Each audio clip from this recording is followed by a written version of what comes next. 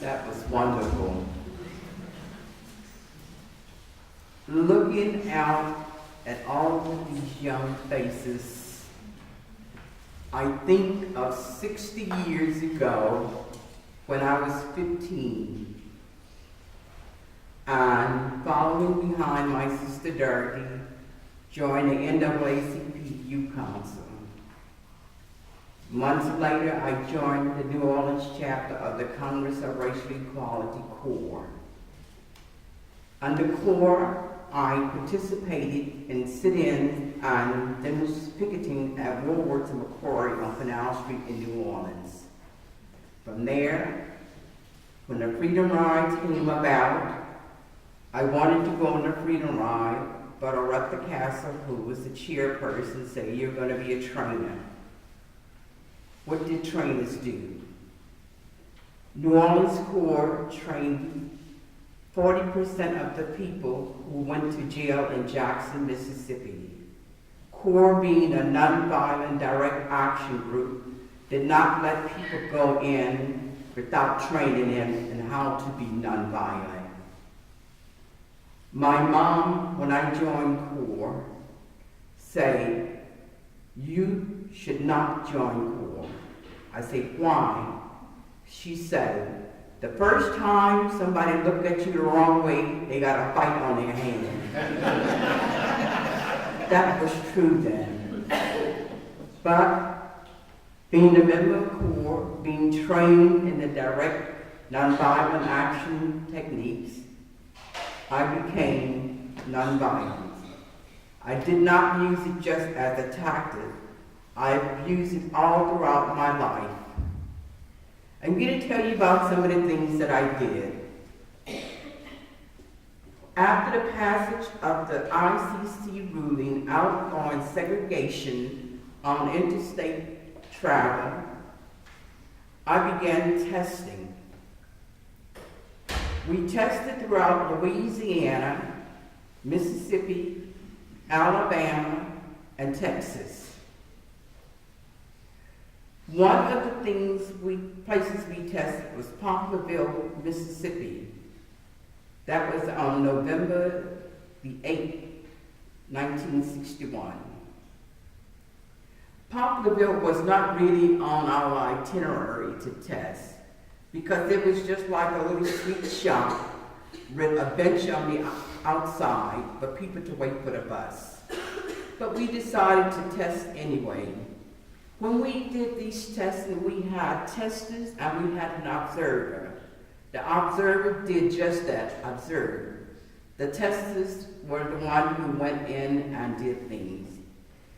Patricia Smith, who at the time was 18, Alice Thompson was 22. They went in well, they didn't go in, they went up to the Coke machine and Sheriff BF4 arrested them. Frank Nelson, who was a Freedom Rider, he just gotten out of Parchment Penitentiary in Jackson, Mississippi, was the observer who decided to stay in New Orleans and help with our activities. When he went out to see what happened, he was also arrested. The two young ladies were placed in the cell that the jailer told was the same cell that held Mac Charles Parker, and beginning to sing, "Yes, we will gather at the river." The reason for him singing that, they had beaten and killed Mac Charles Parker and threw his body in the river. The two young ladies who was not going to be intimidated began to sing freedom song. And they were held there, went back for trial, and the mayor of Poplarville had to get them out of town because the Klan had come to lynch them, was going to lynch them along with the lawyers. On November 29, 1961, Jerome Smith, who had just gotten out of jail in Mississippi with George Raymond, said, "We need to go to Macomb." We said, okay. We went to Macomb, got there, the terminal was closed. I must mention, we never went anywhere that we didn't let people know that we were coming. Letters were sent to all of the agencies, the police department, the news media, even to the federal government, so they knew we were coming. When we got there, and it was closed, we went to what's called the color section of town, to a White Castle hotel and cafe. We stayed there for a couple of hours, then returned to the bus terminal. Jerome Smith was our observer. He got off the bus and went in to purchase our return tickets. We went in and went straight to the lunch counter. The manager of Greyhound came out and said, "Greyhound does not own this terminal. Please leave." George Raymond turned to the waitress and said, "May I have a cup of coffee, please?" She refused to serve him. He again said, "May I have a cup of coffee, please?" She did not move. A young white Macomb citizen went over to the coffee maker, poured out a cup of hot coffee, walked behind George Raymond, poured the hot coffee over his head, and hit him in the base of the neck with the cup. At that time, Jerome motioned for Alice and I to go to the waiting room, which we did. By him doing that, they connected him to us, and all hell broke out. About 4 to 6 young men started beating Jerome with brass knuckles, chasing George Raymond, beating up Tom Valentine, and whenever I went on a campaign, I always took a notepad. So I'm sitting there writing what's going on, and I'm singing in my head, "We are not afraid," writing, "We are not afraid." I'm watching and writing down what's happening to the guys, and I don't know how they got out, but Alice and I were kicked out of the place. When we got out, we didn't see one policeman. We were being chased by a mob. Jerome was in front of me running.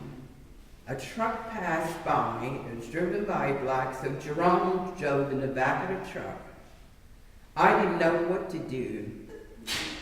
We always say, collectively, we are not afraid. But at that point, I was by myself and I was afraid. I'd never been to Macomb, 18 and a half years old. I ran around the corner from the bus station, and when we got there, we never saw one black person, but a group of black citizens was there, and they encircled me. I stood there shaking like a leaf. I say to myself, "Dodie, you're going to stand in this crowd and calm yourself down. Then you're going to walk out of this crowd and walk up the hill like you're going to clean Miss Ann's kitchen. And when you get out of sight, run like hell," which I did. Never been to Macomb, not realizing that I was in a white neighborhood, knowing that I didn't know where I was running to, but I ran. And I ran. Then I heard, "Dodie!" I looked around and said, "How do these white folks know my name?" And I ran even faster.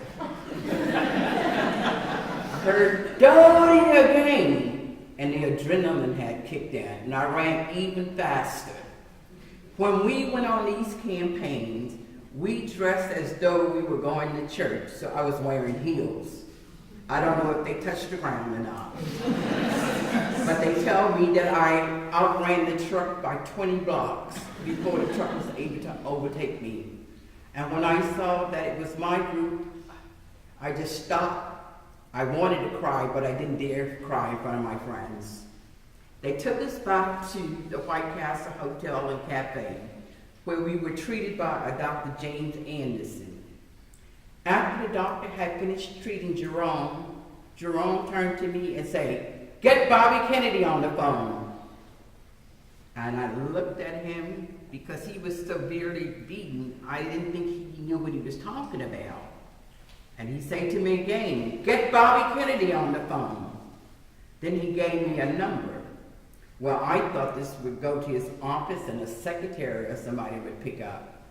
So when the young man on the other end answered the phone, I say, "Hello, my name is Dorothy Smith and I'm calling for Jerome Smith." He said, "I'm aware of the situation. There are FBI agents out front waiting to take you back to New Orleans." Being all of 18 and a half, I said, "Oh no, they won't.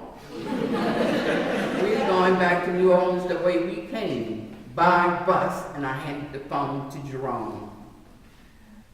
We attempted to go back to the bus station, but the crowd had doubled inside.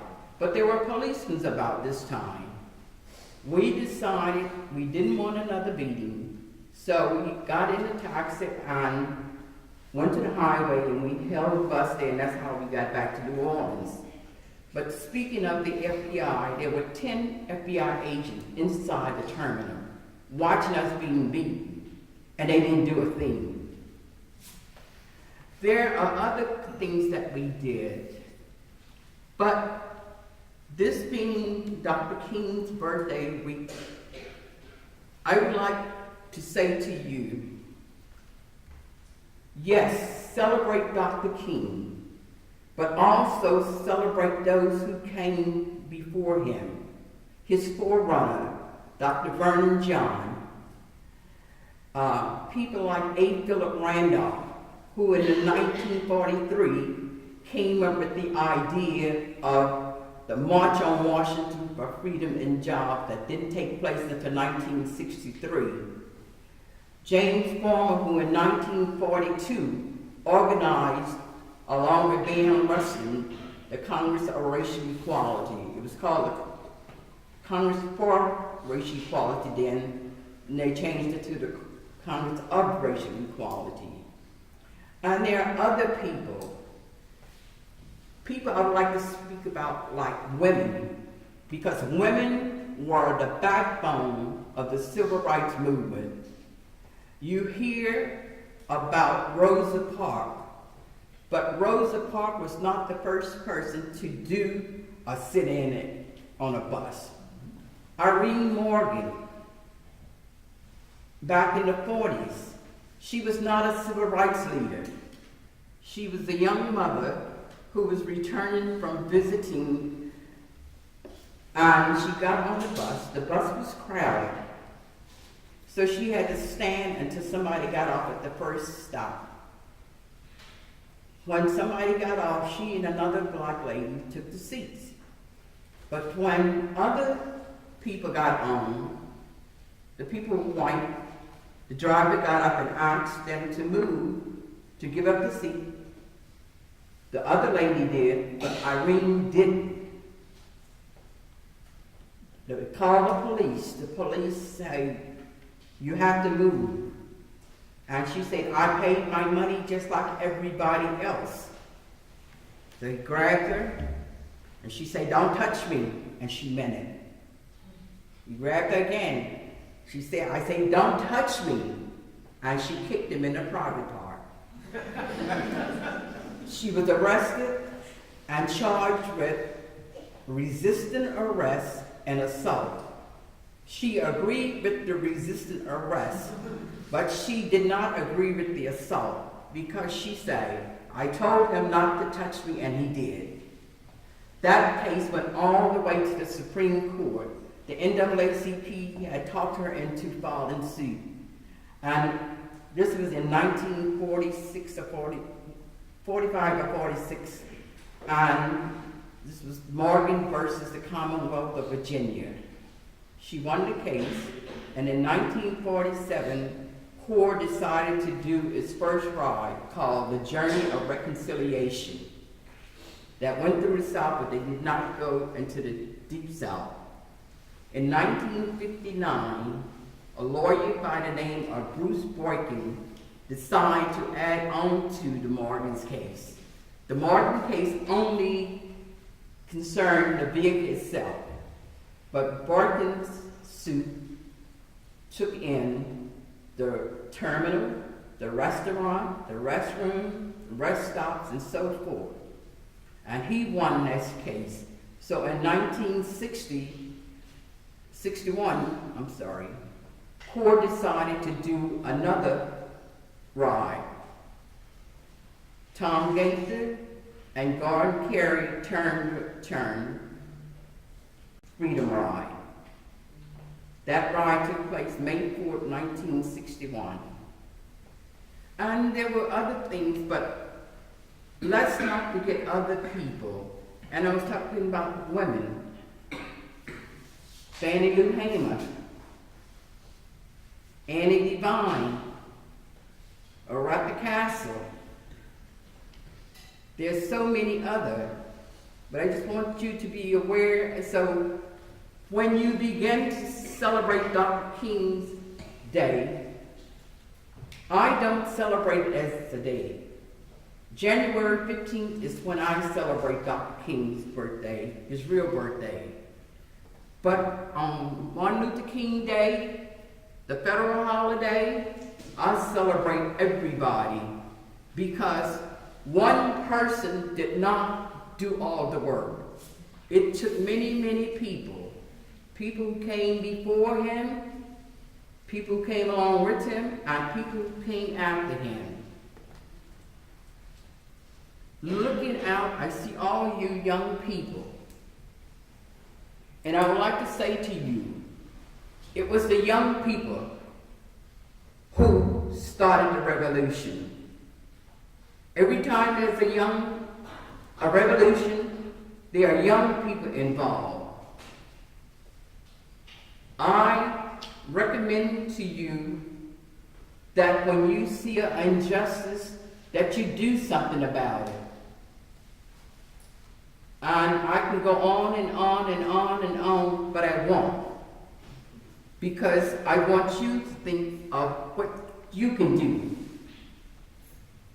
Think of the term unity, which is the theme of the King Week.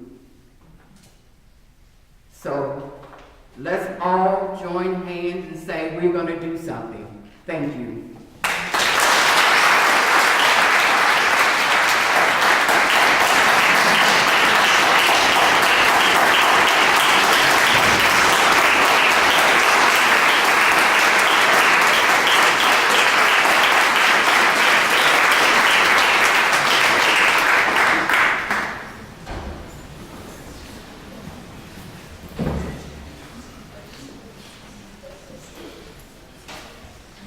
Maybe y'all stand. The words to the Black National Anthem are Lift Every Voice and Sing is on the back. And we're going to do all three verses of this song.